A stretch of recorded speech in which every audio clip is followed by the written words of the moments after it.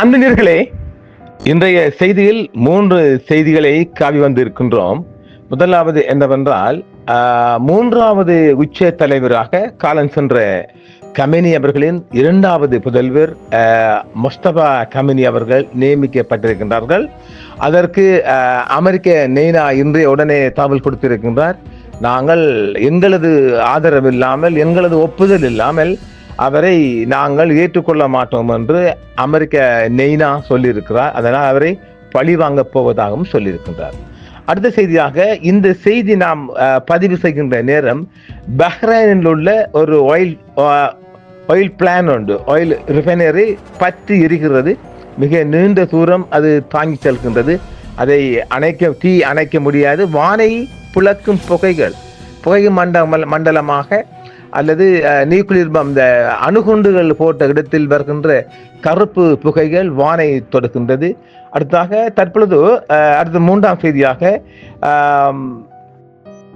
ஈரானின் IRGC தனது 30வது ஏவுகணை தாக்குதலை துரிதமாக ஆரம்பித்திருக்கின்றது. அந்த வகையில் பார்க்க போனால் இப்பொழுது இஸ்ராயல் தேசம் முற்றுமுழுதாக ஒரு காசா தேசம் போல மாறி வருகின்றது. இந்த செய்திகள் தான் இன்றைய மிக முக்கிய செய்தியாக நாம் பார்க்கலாம். அயதுல்லா அலி கமேனி அவர்களின் புதல்வர் முஸ்தபா கமேனி அவர்கள் அவரது மறைந்த தந்தைக்கு பிறகு 3வது உச்ச தலைவராக ஈரானின் நிபுணர்கள் சபையால் தேர்ந்தெடுக்கப்பட்டார். இது கடும் போக்காளர்கள் இன்னும் உறுதியாக பொறுப்பில் உள்ளனர் என்பதற்கான அறிகுறியாகும் என்று உலக பரப்பால் சொல்லப்படுகின்றது.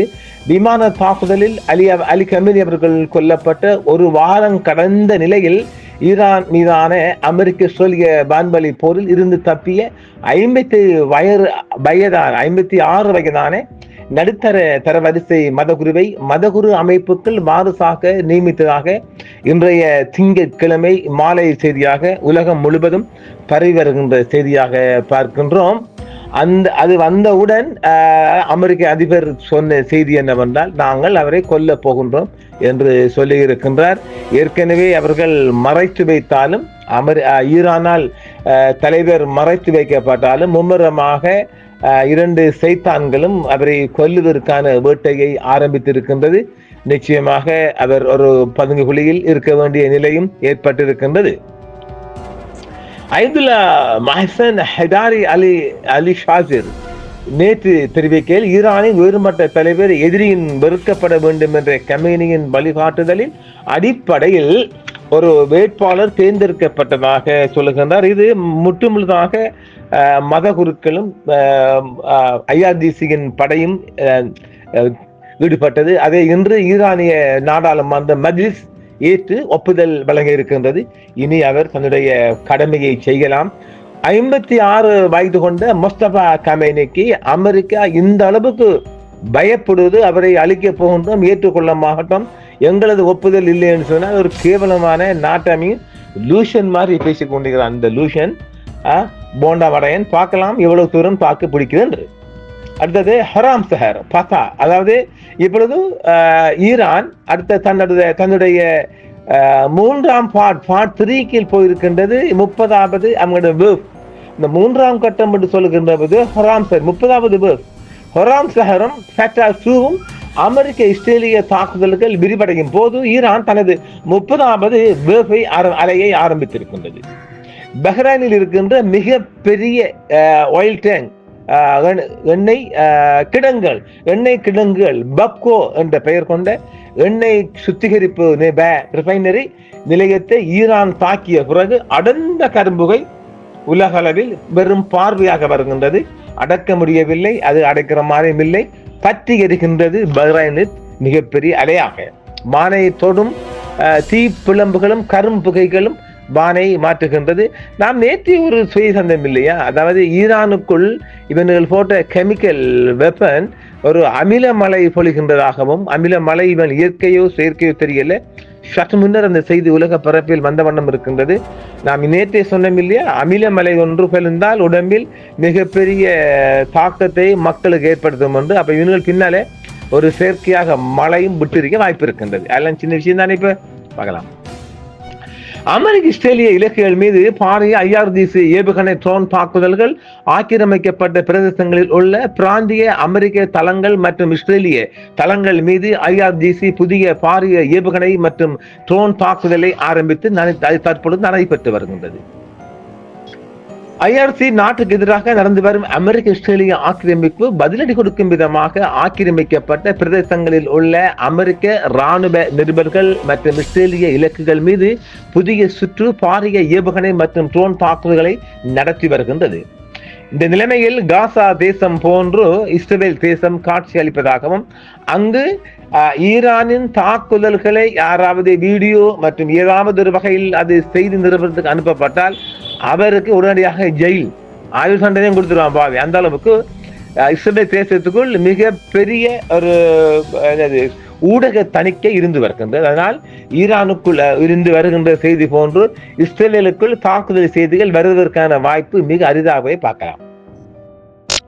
IRGCயின் மக்கள் தொடர்பு துறை ஒரு புதிய அறிக்கையில் ஆபரேஷன் ட்ரூ பிரமிஸ் 4 30வது அலை புனித நோன்பு மாதமான ரமலான் மாதத்தின் 19வது நாளான இன்று திங்கட்கிழமையும் முன்னதாக இஸ்லாமிய புரட்சியின் புதிய தலைவரான அயதுல்லா சையத் முஜஸ்பா கமேனி தேர்ந்தெடுக்கப்பட்டதற்கு இணையாகவும் மேற்கொள்ளப்பட்டதாக அந்த செய்திகள் ஈரான் தரப்பால் சொல்லப்படுகின்றது.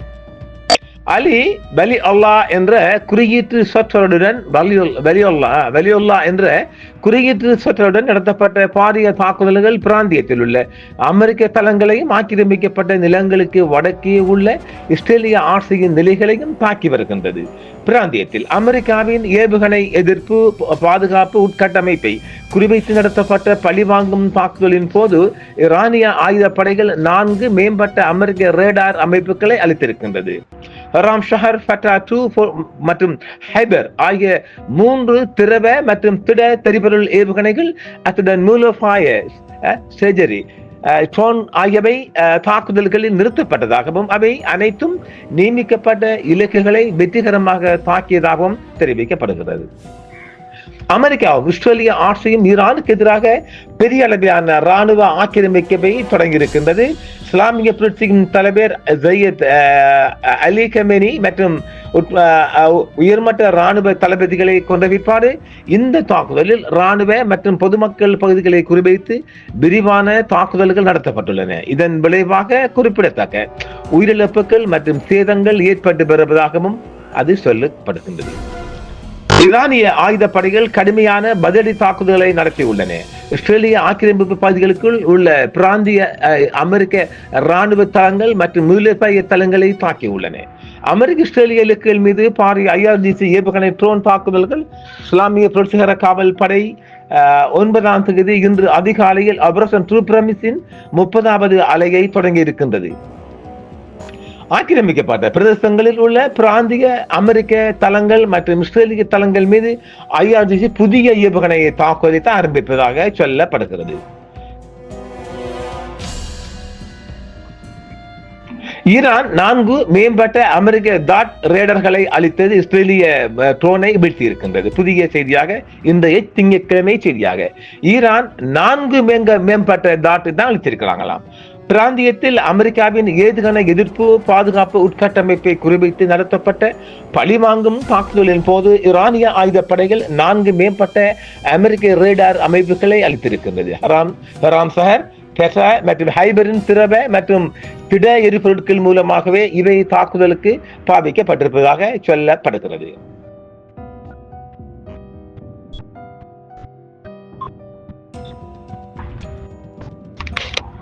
இந்த காணொளியை நாம் பதிவு செய்கின்ற போது இந்த தாக்குதல் துரிதமாக மேற்கொள்ளப்பட்டு வருகின்றது. சேத விவரங்கள் நாம் செவ்வாய்க்கிழமை நாளை நேரடியாக கொண்டு வரலாம்.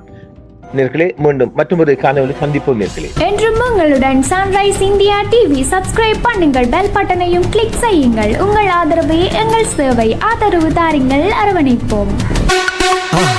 மறக்காம சர்ப்ரைஸ் பண்ணுங்க. தேங்க்யூ.